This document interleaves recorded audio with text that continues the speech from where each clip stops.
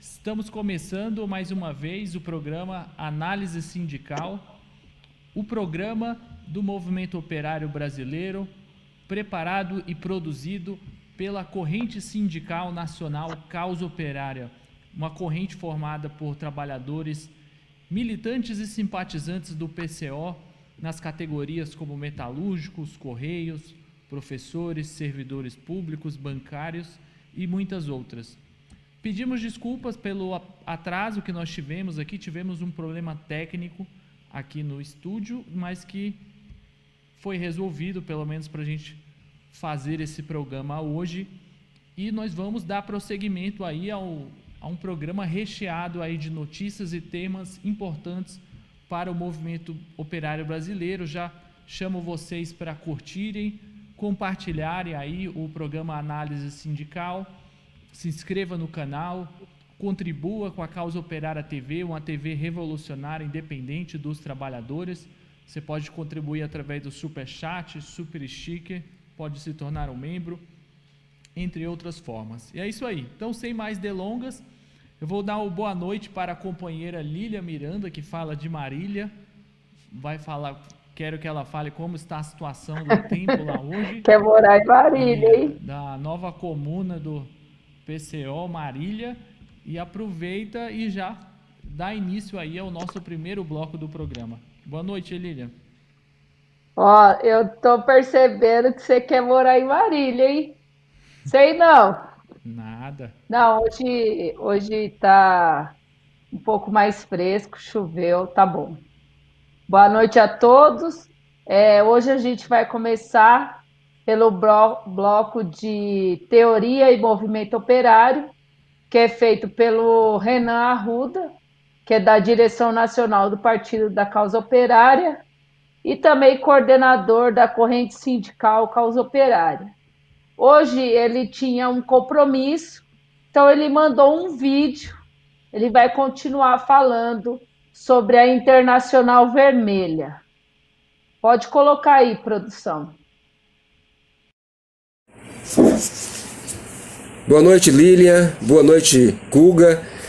Vocês me desculpem em primeiro lugar por não estar aqui presencialmente com vocês, online, mas por conta de compromissos aí de atividades políticas, eu tive que antecipar esse nosso programa.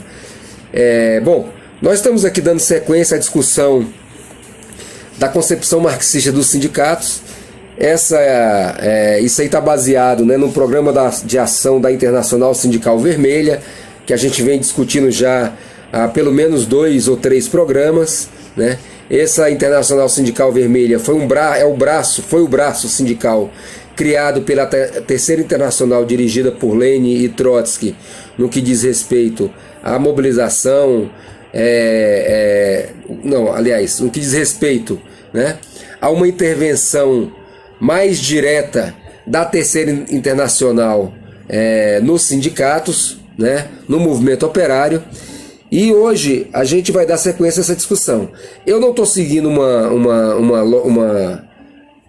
cronologicamente o livro, porque eu estou puxando temas que estão candentes no momento atual. Então, por exemplo, eu peguei aqui hoje os contratos coletivos de trabalho para a gente introduzir essa discussão. Como a gente sabe, contrato coletivo de trabalho é aquele contrato que é estabelecido entre uma determinada categoria, Por exemplo, eu vou começar aqui sobre os bancários e os patrões,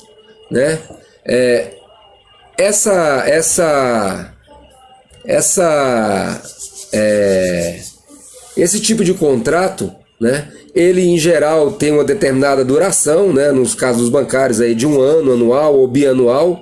Foi uma inovação ocorrida aí nos últimos anos, e durante esse período ambas as partes procuram estabelecer determinados tipos de parâmetros de acordo, por exemplo, manutenção de salários, manutenção de determinados benefícios, manutenção de jornadas de trabalho, e em contrapartida os bancários, os trabalhadores, se comprometem também a não reivindicar, vamos dizer assim, coisas que estejam fora do que foi acordado nesse âmbito. Então, isso em geral, né, é considerado como um fator positivo para os trabalhadores, mas o que essa situação tomou uma dimensão muito maior do que o seu conteúdo, virou meio que assim um fim, né, almejado pelas categorias, independentemente disso ser uma política de fato que seja cumprida pelo patronato. O caso dos bancários é exemplar nesse sentido.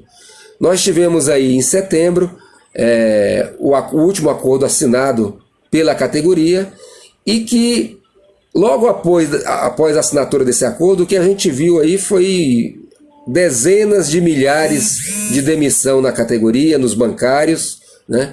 Fechamento de agências, privatizações de bancos oficiais, enfim, uma série de ataques, né, que os banqueiros estão promovendo e passando por cima do próprio acordo coletivo, né? Qual que é o ensinamento disso aí? Como eu disse, o contrato de trabalho não é um fim em si mesmo, né?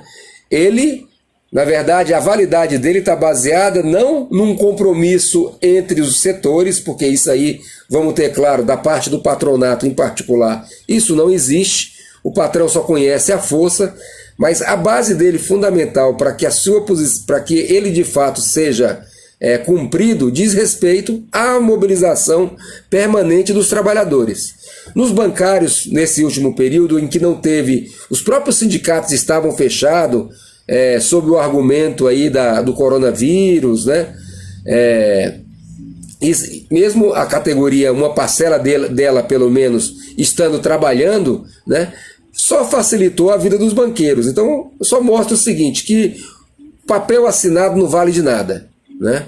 Então, os banqueiros impuseram aí uma série de medidas de ataque à categoria que vão muito além, inclusive, do que ocorreu aí, do que tem ocorrido nos últimos anos, em que a rotatividade, por exemplo, de mão de obra era uma constante nos bancários.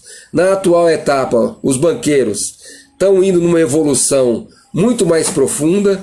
A gente está numa primeira avaliação, a gente acha que o que os banqueiros almejam é uma reestruturação total do sistema financeiro, né?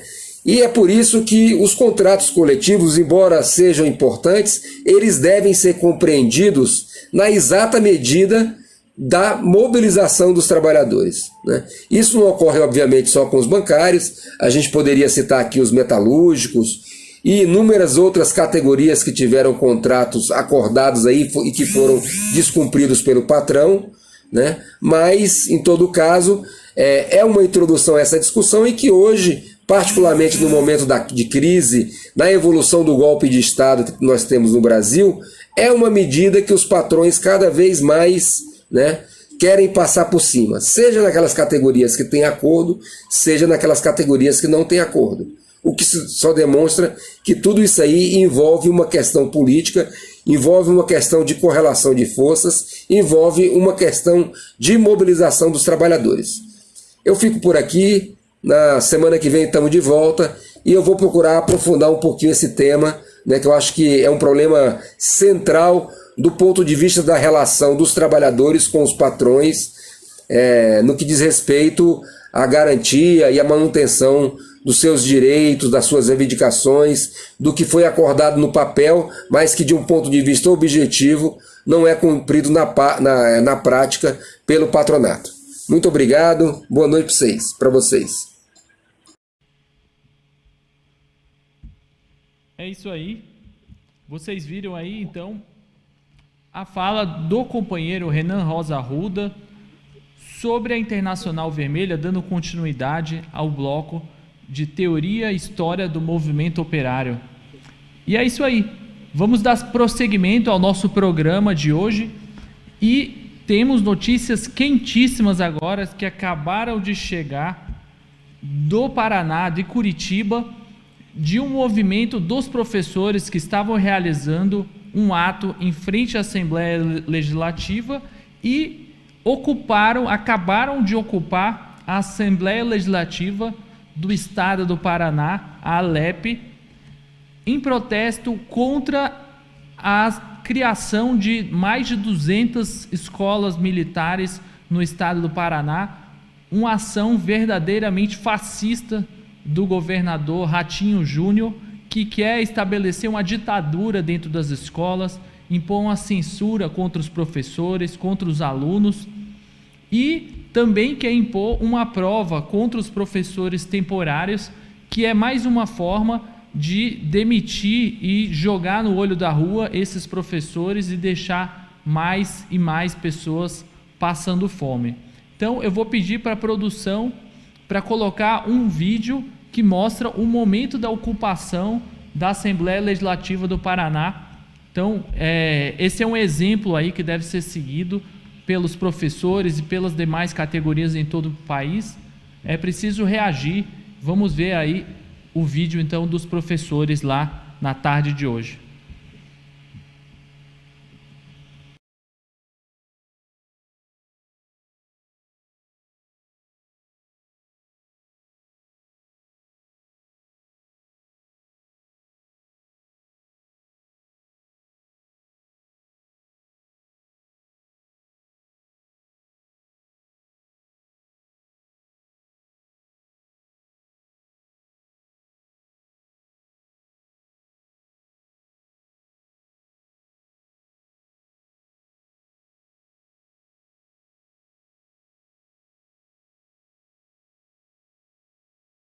Ok, voltamos. Tivemos um problema técnico, foi o vídeo errado. Esse é o vídeo que nós vamos exibir daqui a pouco, o depoimento do companheiro Ailton, do Sindicato dos Professores das Escolas Privadas em São Paulo, sobre aí o aumento das contaminações e a luta aí dos professores contra os donos das escolas particulares. Agora nós vamos ver então o vídeo da ocupação da Assembleia Legislativa no Paraná. Então, vamos fazer o seguinte, então, eu vou passar para a Lília, já que a produção está resolvendo aqui essa questão, e logo em seguida a gente já passa esse vídeo. Vai lá, Lília. É isso aí, Guga, né? Antes de começar a dar a notícia, que também é dos professores, né? Vale lembrar, mande seu superchat, seu super stick, né? Contribua para a Causa Operária TV, uma TV 24 horas, né? A serviço dos trabalhadores, né? Esse vídeo a gente acabou de receber, por isso que está dando esse problema, mas é isso aí, né? Qualquer coisa, se você tiver uma denúncia, mande para a gente, que a gente passa aqui, né? Coloca na pauta. Sobre as escolas, né? A questão das escolas particulares, né? Do estado de São Paulo. Elas tinham retornado, né? Ao menos 3 escolas particulares, né? Depois de ter retornado às aulas, no dia 8 de outubro, 3 dessas escolas particulares, né, decidiram suspender as aulas presenciais, porque houve um aumento da contaminação do coronavírus, né? Então, isso mostra, né, mais um exemplo que não deve voltar às aulas, né, antes da vacina e antes do fim da pandemia. A criança é um agente transmissor e os professores e os gestores que vão ter contato com todas as crianças vão pegar o vírus e vão passar para o outro, vão passar para os pais. Os estados que voltaram às aulas e na Europa também que voltaram às aulas, a Europa já está vivendo a segunda onda, o Brasil está começando a aumentar os casos, porque principalmente com a eleição reabriram tudo, né? A própria esquerda pequeno-burguesa, durante a eleição, não vi ninguém cobrando teste em massa nem nada, só ia lá prometer que ia fazer isso e aquilo. E agora, né, tá vindo a conta. Então, essas escolas aumentou o número de casos, por isso eles vão fechar 3 escolas no estado de São Paulo.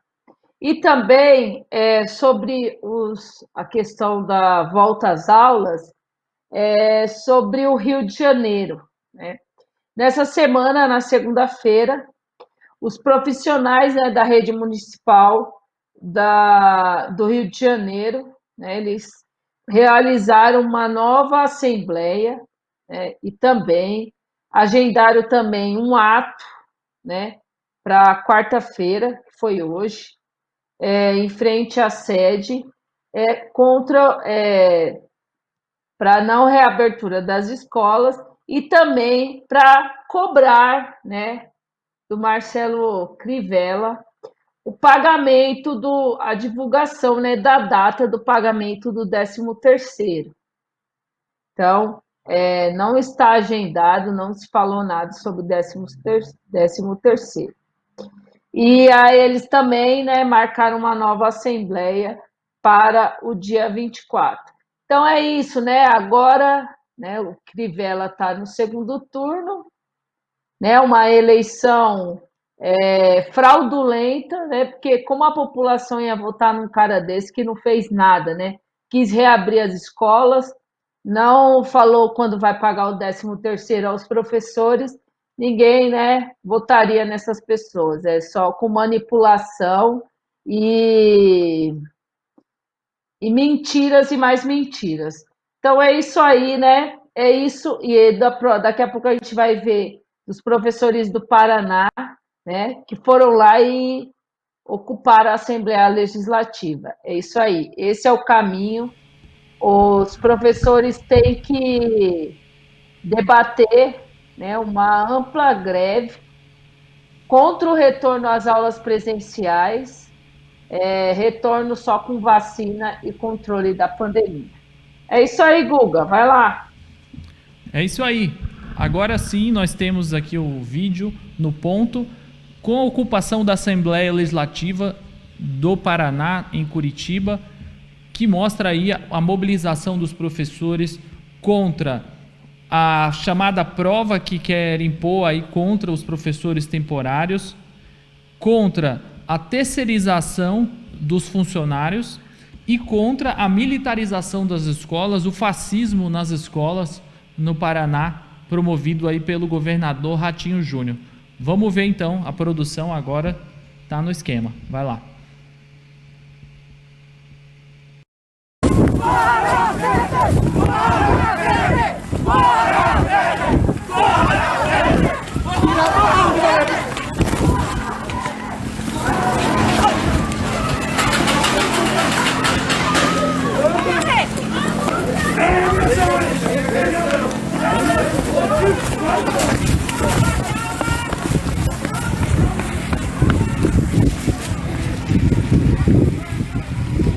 Filho da puta! Vai, pessoal! Vai!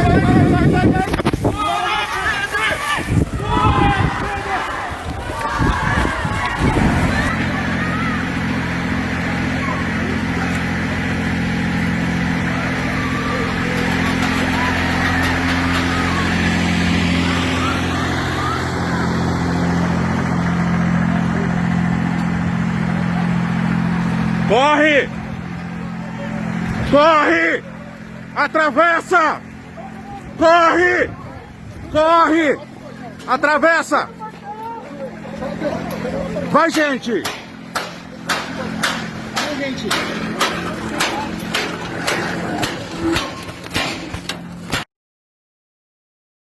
É isso aí. Então vocês viram aí a mobilização dos professores, está aí um exemplo do que é preciso fazer. É preciso enfrentar esses governos direitistas que estão promovendo genocídio e destruindo o ensino público, né? Como lá também promovendo fascismo nas escolas com a militarização. É isso aí, vamos dar prosseguimento à nossa pauta e agora eu vou falar sobre a questão do auxílio emergencial, que é uma questão gravíssima.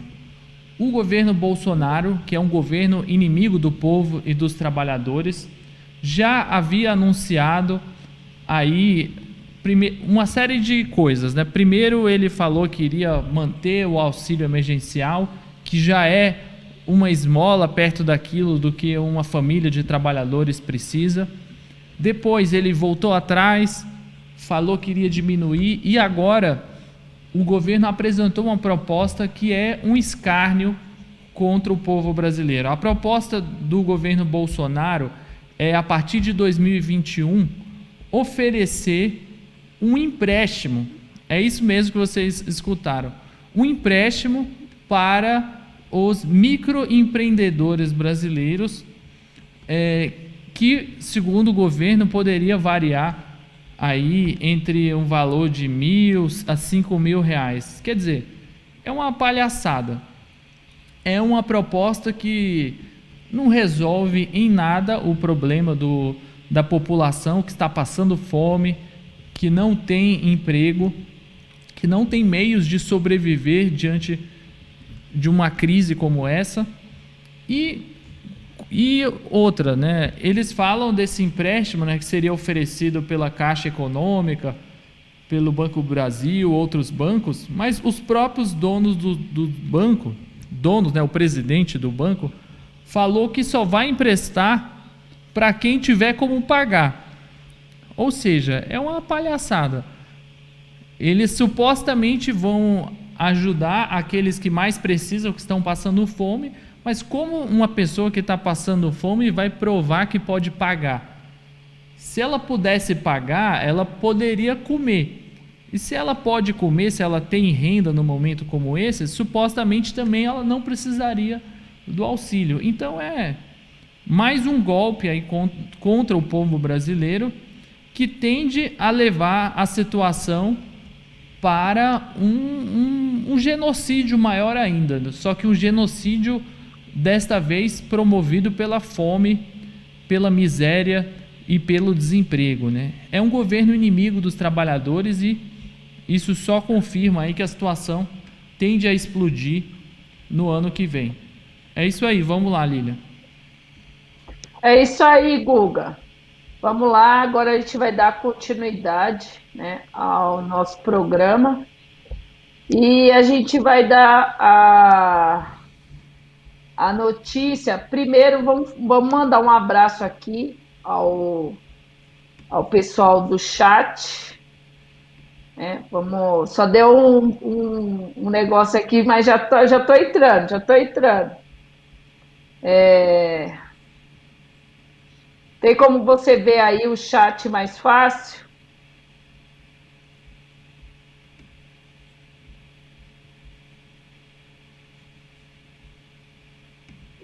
Tá difícil aqui, deu um problema aqui, mas depois eu falo sobre a questão. Agora a gente vai falar sobre a terceirização dos bancos, né? Depois eu mando um abraço para todos aí que está acompanhando a gente. Eu falo. É o Santander, né? Lucros altos e fechamento de agências e terceirização, né? A direção golpista do Santander irá terceirizar as dependências do banco e abre a possibilidade de demissão em massa da categoria. Determinou um duro golpe na categoria, né? Ao transferir seu setor de call center e telemarketing de São Paulo e de Rio de Janeiro para Novo Hamburgo, Rio Grande do Sul. Com a nova determinação, vai jogar muitas pessoas, né, no olho da rua. A gente tem visto em alguns programas aqui que os bancos estão demitindo, né, muita gente, às vezes demitindo trabalhadores antigos que têm uma boa remuneração e recontratando os mais novos, e aqui eles estão terceirizando. Essa medida, né, vai demitir mais de 20% dos seus funcionários. Então, isso mostra, né, que os bancos estão lucrando, né, estão mandando os trabalhadores embora para aumentar muito mais os seus lucros. É isso aí, Guga.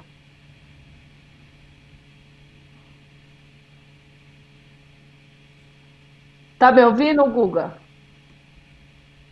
Pelo jeito, não. Tá me ouvindo? Oi. Tá me ouvindo? Tá cortando. É isso aí, vamos dar. Pode seguir, Guga. Beleza. Vamos lá.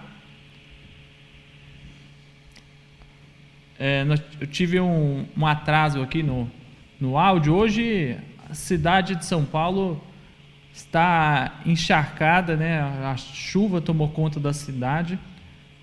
E como nós vivemos aí nessa maravilha chamada capitalismo, então a gente sabe, né? Choveu, a cidade parou, é uma tecnologia de ponta.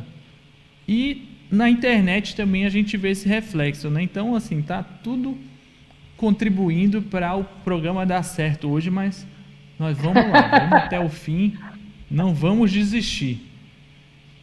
E agora nós vamos falar sobre a situação que vive o povo do Amapá, que está aí há 16 dias sofrendo com a questão do apagão, com a falta de energia e com um descaso total do governo estadual, do governo Bolsonaro e de todos aqueles que são responsáveis por um serviço essencial, que é o serviço de distribuição de energia elétrica. O Amapá, como nós sabemos, é um estado onde a estatal que distribuía energia elétrica foi privatizada, tomou aí a concessão desse serviço a Isolux, que é uma multinacional espanhola que simplesmente se apropriou das contas de energia, dos valores pagos pelo povo amapaense, mas não investiu na infraestrutura e levou a essa situação de caos completo que nós vemos aí no estado, né? São 16 dias e a população não tem sossego, né? Foram muitos dias aí sem sequer 1 hora de energia. Nos últimos dias nós tivemos aí um revezamento, né? Que estranhamente também ele sempre tem um pouquinho mais de energia nos bairros nobres lá, e os bairros periféricos dos trabalhadores a energia praticamente não chega. E ontem finalmente nós tivemos aí um novo apagão. É uma tortura contra o povo do Amapá, que está protestando, está nas ruas denunciando mais uma vez esse descaso aí contra o povo, o descaso da privatização, um verdadeiro apagão num direito essencial da população. Nessa madrugada, a população mais uma vez foi às ruas protestar contra essa barbárie que o povo de lá vive, né? Esse é o resultado do apagão esse que o governo quer levar para a Petrobras, né, privatizando e fatiando a empresa, um apagão na maior empresa do Brasil, que é uma empresa pública, um apagão esse que o governo quer levar para o resto da Eletrobras, ou seja, levar o Brasil inteiro a ficar no apagão, falando aí literalmente, né?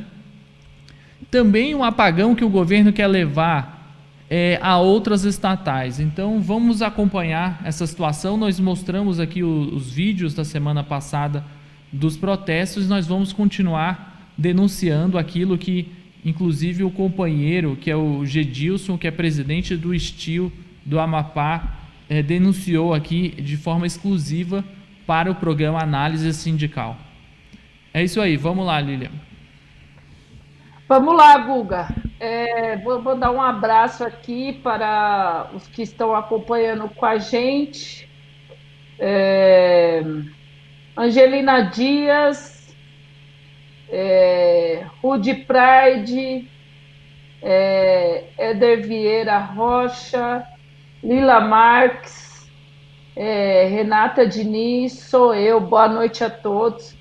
Reforçando, mande seu superchat, seu super stick. Se não é membro, torne-se membro. E se é membro, aumente a sua categoria de membro. É isso aí. Agora a gente vai falar sobre a questão do auxílio emergencial. Eles estão querendo, né, cortar o auxílio emergencial e estão querendo dar mais dinheiro para os bancos, né, como a gente viu. Querem fazer um a substituição é um programa de microcrédito, né, para ficar no lugar desse auxílio emergencial, né? Então o povo vai ter que pegar o dinheiro e pagar altos juros.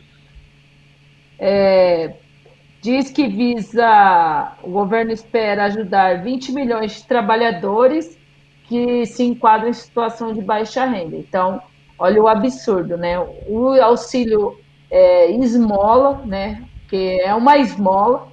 Primeiro era R$ 600, é uma esmola. 300 é um absurdo. E agora querem tirar esses R$ 300 e fazer com que o trabalhador pegue dinheiro a juros, né, e se enrosque, né, nos juros que a gente sabe muito bem, né, como o trabalhador que ganha pouco se enrosca no cartão de crédito e em outros empréstimos. Então, esse é o governo, né? O governo do golpe, o governo que quer matar a população ou de Covid ou de fome. É isso aí, Guga. É isso aí.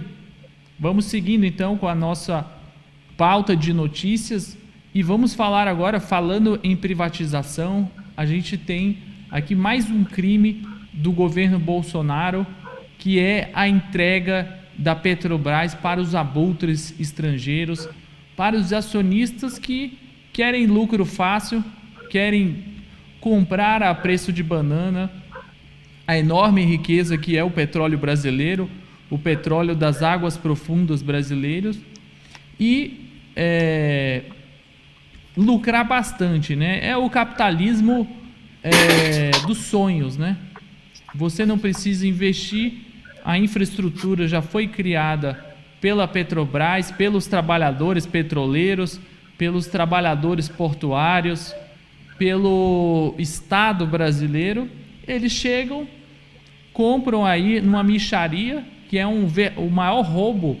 Esse sim é o grande roubo contra o povo brasileiro e contra a Petrobras, e vão lucrar bastante. E agora o anúncio é da venda aí de mais um campo de exploração de petróleo, que são dos Goitacazes e de Macaé, né, que já perderam aí mais de 41.500 postos de trabalho nos últimos 4 anos.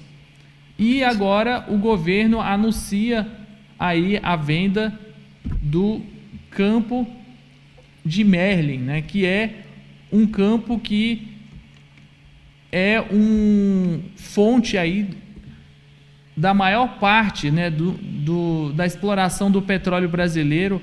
É o 4º maior campo de petróleo das Américas, né? Então o Marlim, ele é responsável aí por 50% da produção da bacia de Campos. É um verdadeiro absurdo o que o governo Bolsonaro está fazendo. A privatização das ações aqui dessa bacia aí de Marlim é um crime contra o povo brasileiro.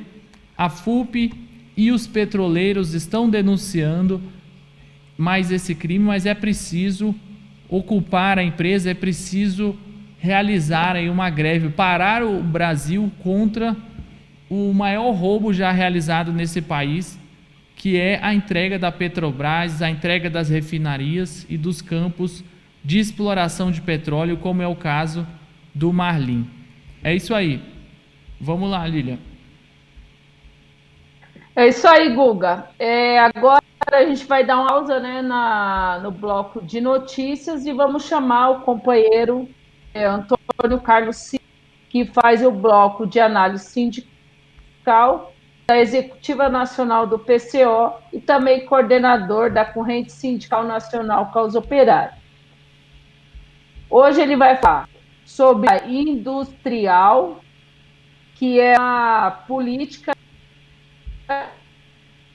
entre e a força sindical, né? É uma unidade com pelego em uma luta, e também vai falar um pouco sobre a questão das eleições. É isso. Olá, boa noite, Lilian, boa noite, Guga, a todos os nossos amigos internautas que acompanham o Análise Sindical. Brevemente, eu queria destacar o problema eleitoral, né? Porque nós apontamos aqui ao longo do nosso programa, nas últimas semanas, como em as demais transmissões aqui do canal Causa Operária TV, a nossa posição de classe, né, e de profunda desconfiança em relação ao processo totalmente fraudulento, totalmente manipulado pela direita golpista, que tinha como objetivo ludibriar os trabalhadores, né, deixar de lado aí os graves problemas nacionais, no momento em que nós temos aí quase 170 mil mortos, recorde de desemprego, de fome e de miséria no país, e vender a ilusão de que tudo isso poderia, de da hora para outra, ser deixado de lado, né, para alimentar ilusões e mudanças através do processo eleitoral. Bom, as eleições, como nós destacávamos já antes, confirmaram aí a tendência de fraude e manipulação em favor da direita, né? A direita que deu o golpe, a direita que votou todas as últimas reformas contra os trabalhadores, sagrou-se aí, por meio de todo um processo de manipulação e fraude, vitoriosa nas eleições, com os partidos do bloco direitista, do DEM, né, os partidos sucessores da Arena, do DEM, PSD, PP, conquistando aí um número enorme de prefeituras, e esses partidos, juntos com o PSDB e o MDB e seus satélites, conquistaram 4.500 prefeituras no total, né? E os trabalhadores não ganharam absolutamente nada com as eleições, os partidos da esquerda. Foi destacado aqui no nosso programa, né, que os eleitos aí são milionários, são representantes da burguesia, do grande capital, inimigos dos trabalhadores. Lógico que nas eleições eles fizeram todo tipo de promessa, mas o que nós vamos ter, o que nós temos pela frente, ainda nem acabou as eleições, ainda tem o segundo turno, e eles já estão discutindo aí aprovação de um conjunto de medidas contra o trabalhador. A instituição de novos impostos, né, o fim do auxílio emergencial e o pagamento aí de algum tipo de subsídio só para uma parte da população, né, são medidas que mostram que a ofensiva contra os trabalhadores tende a se intensificar, né? Por isso, mais do que nunca, é necessário denunciar essa fraude e armar os trabalhadores para a luta. Bom, nesse sentido, um setor que alimentou uma ilusão muito grande nas eleições, disseminou a ilusão, né, que foram as direções sindicais, particularmente a direção da Central Única dos Trabalhadores, mal passou as eleições, está dando um passo muito negativo, né, no sentido oposto daquilo que seria necessário nesse momento, né, porque diante dessa ofensiva da burguesia, mais do que nunca, seria preciso reforçar as ferramentas de luta dos próprios trabalhadores.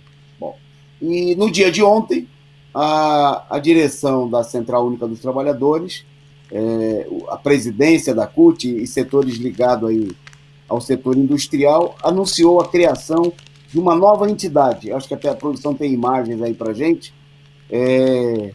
Entidade essa que é a chamada Industrial, como vocês estão vendo aí, né, se referindo ao nome internacional, a toda a indústria, né, é uma cópia de uma organização internacional do setor industrial, que, diga-se de passagem, que é uma organização internacional criada pela burocracia, mas que nada faz em favor dos trabalhadores, como a maioria dessas organizações sindicais das últimas décadas, que são mera fonte de garantir cargos e vantagens para a burocracia sindical e nenhum resultado. Bom, participaram dessa iniciativa, está aí o presidente da CUT, Sérgio Nobre, ele mesmo que é um ex-dirigente sindical dos metalúrgicos, né?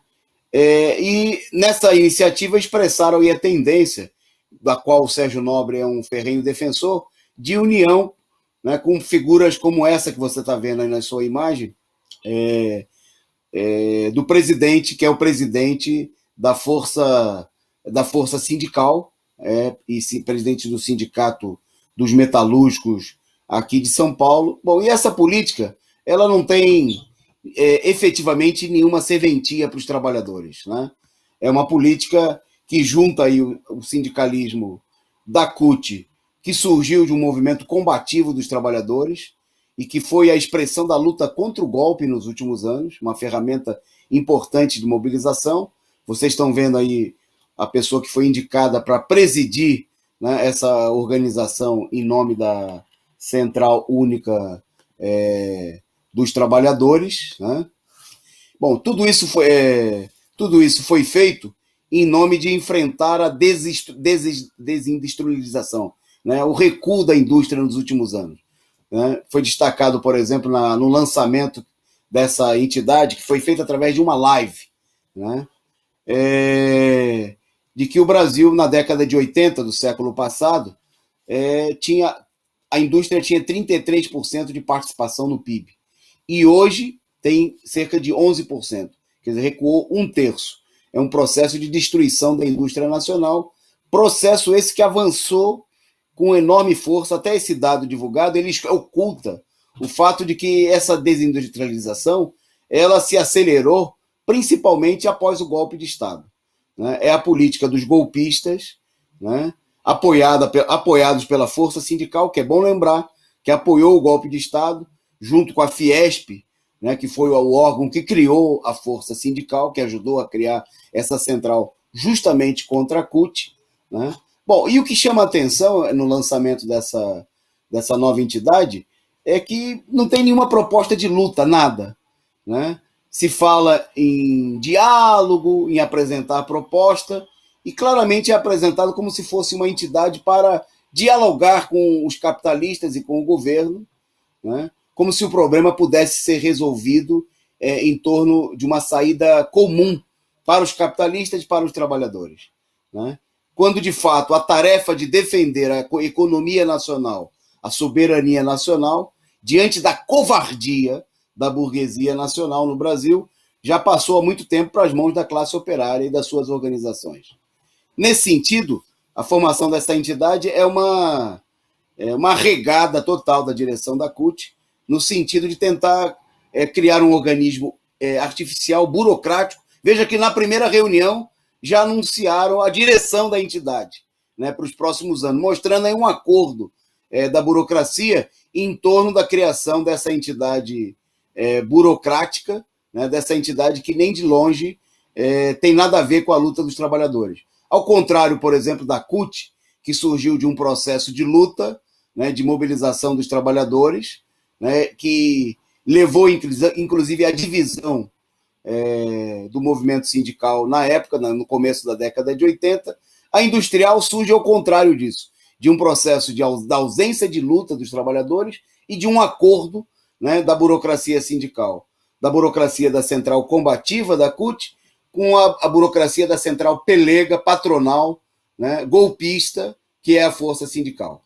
Por isso mesmo, não se fala nada da necessidade de lutar contra o governo, não se fala de uma campanha pela redução da jornada de trabalho, né, única saída efetiva para evitar a redução o aumento do emprego, né, para garantir mais empregos. Não se fala, por exemplo, da necessidade de ocupar as fábricas contra o seu fechamento, nenhuma proposta de luta. Só conversa fiada, conversa de sindicalista, de burocrata, que não quer impulsionar uma mobilização dos trabalhadores.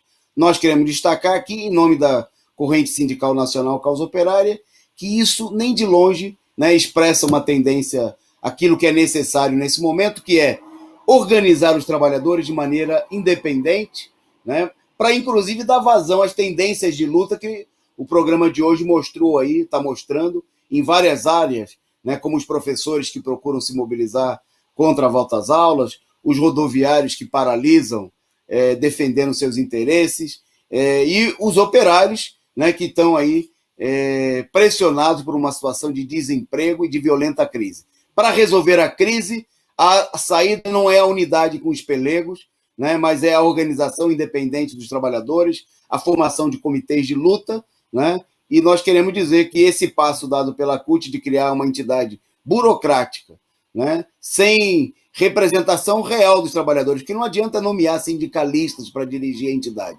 Né? A CUT, a representatividade da CUT não vem simplesmente do fato de ter sindicalistas, representantes dos trabalhadores, vem do fato do vínculo real que ela tem com o movimento dos trabalhadores e das lutas que ela dirigiu e que ainda, mesmo que com limitações, continua dirigindo nos últimos anos. É preciso dar lugar, né, a uma luta contra essa política e defender que a central, né, convoque aí fóruns de lutas para organizar os trabalhadores de maneira independente, por uma campanha de luta contra o desemprego, né, pela retomada do crescimento do país, o que só pode ser feito com a derrubada do atual governo golpista e para uma luta real, né, para garantir os direitos políticos de Lula, garantir a sua candidatura presidencial e lutar pela sua eleição como parte da luta por um governo dos trabalhadores. Um abraço e até o próximo programa. É isso aí. Muito obrigado, companheiro Antônio Carlos, por mais essa análise sindical. E agora nós vamos passar diretamente para o bloco de entrevistas. Hoje nós realizamos uma entrevista com a Ailton, que é diretor jurídico do Sindicato dos Professores das Escolas Privadas em São Paulo, que fez um depoimento, uma entrevista, falando sobre o problema da pandemia para os trabalhadores das escolas particulares, para os professores, e o problema da contaminação de Covid-19, que voltou com tudo aí, depois da abertura aí das aulas presenciais nas escolas particulares. Várias escolas já anunciaram que vão suspender novamente as aulas por conta da reinfecção e da infecção dentro das escolas. Então é isso aí, vamos agora escutar o companheiro Ailton, que nos fez essa entrevista, esse depoimento. Vamos lá, produção. Olá pessoal, eu sou o professor Ailton Fernandes, responsável pelo departamento jurídico do Sindicato dos Professores, Simpro São Paulo, que congrega professoras e professores de escolas particulares da cidade de São Paulo. E também sou diretor da nossa federação, que pega 80% do território do estado de São Paulo. Bem, com relação a essa questão que nós estamos enfrentando, são tantas as questões, né, do enfrentamento à disseminação do coronavírus, o Simpro São Paulo, ele sempre, desde o início, foi favorável que não houvesse aulas presenciais este ano, somente em 2021, num ambiente seguro, né? E em todos os foros que nós fomos, na justiça, no legislativo, político, com a nossa comunicação com a categoria, nós fomos bastante assertivos nessa posição por acharmos que realmente colocar os professores, e vejam vocês, não são apenas professores, tem toda uma população que gira em torno das escolas, B10, funcionários das escolas, pirueiros, cantineiros, né? Colocar todo mundo em situação de risco poderia agravar essa contaminação. Então, o nosso principal motivo é o retorno às aulas presenciais de maneira segura. Desde o início, os professores, eles não se negaram a trabalhar, tanto que os relatos que a gente tem e que a gente observa, porque eu mesmo sou professor e a minha esposa também, é de que o trabalho virtual, o trabalho online, ele é muito mais desgastante, porque demanda uma produção de material, né, muito maior do que aquele que a gente apresenta presencialmente. Então, acho que o primeiro ponto a relatar é essa contundência nossa em dizer que não é possível voltar às aulas agora. No entanto, e de uma maneira que a gente encara como irresponsável, o poder público da cidade de São Paulo, através do prefeito Bruno Covas e do seu secretário de Educação, Bruno Caetano, eles calibraram, já que eles estão usando esse termo, a volta às aulas presenciais, né? E dizendo que seriam apenas atividades extras, curriculares, o que não é verdade, né? Na rede municipal é fácil fazer a fiscalização, haja vista que há um comando único. Agora, nas escolas particulares, não. São quase 3.000 escolas particulares em São Paulo e o governo municipal, o poder público, não tem pernas para fazer essa fiscalização. Então, o que nós estamos observando é o quê? Estamos observando que as escolas estão fazendo peripécias para dar aula presencial. Isso é muito grave, porque inclusive fere um princípio de isonomia, já que alunos das escolas públicas não estão tendo aula. Então, a médio prazo, a curto prazo, aliás, por exemplo, alunos que tiveram aula presencial agora vão levar vantagem, por exemplo, no Enem. Então, além da questão da segurança sanitária, há também essa questão da isonomia no tratamento entre alunos de escolas públicas e escolas privadas. Então é um problema muito sério. Na nossa avaliação, o poder público municipal acabou cedendo às escolas particulares por pressão desses empresários, por conta do momento da rematrícula agora no final do ano. Então é nesse momento que as escolas vão atrás de alunos para compor as suas turmas para o ano seguinte. Lamentável que a vida humana esteja em segundo lugar e em primeiro lugar esteja a procura pelo lucro, né? Para que as escolas possam ter alunos no próximo ano, né? Um outro fenômeno que a gente observa, como eu disse anteriormente, é que são 3.000 escolas aqui em São Paulo, particulares. E há um mito dizendo que toda escola privada ela é de elite. Não é verdade, né? Nós temos escolas, por exemplo, na Vila Brasilândia, no Itaim Paulista, nas regiões mais periféricas de São Paulo, da cidade de São Paulo, e escolas que não têm condições nenhuma de estabelecer os mínimos protocolos necessários para tentar fazer uma proteção sanitária. Então, por todos esses motivos, né, o Simpro São Paulo é fortemente contra o retorno às aulas presenciais agora.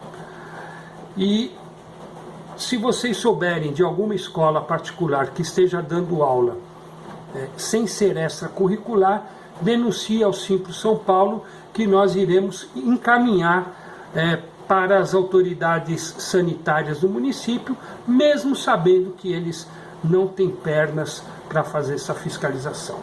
Obrigado pelo espaço, um grande abraço a todas e a todos.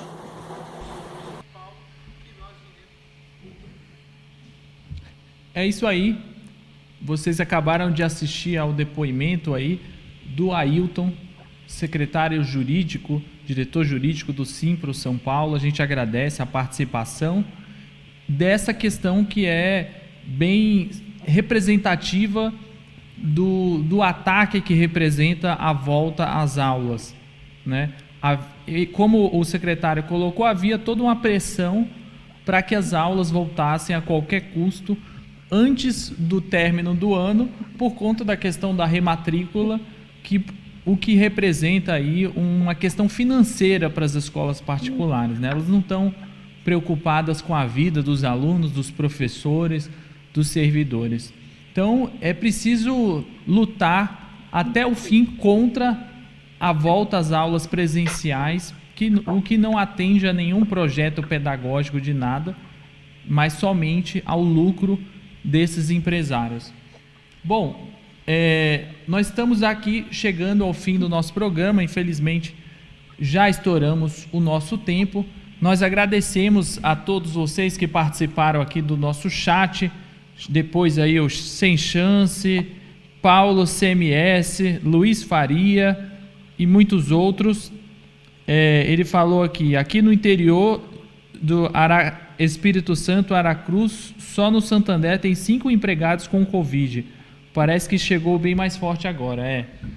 É isso, eles não ligam para a vida, não ligam para o salário, não ligam para o emprego de nada. Nós precisamos lutar pelo que é nosso. É isso aí, pela nossa vida. Então, um abraço a todos vocês. Fiquem aí com o programa Resumo do Dia. Vou passar para a Lília se despedir também. Um abraço a todos. Obrigada para quem ficou até agora com a gente. Desculpe, porque hoje teve bastante problema técnico. Um abraço e até a próxima quarta-feira.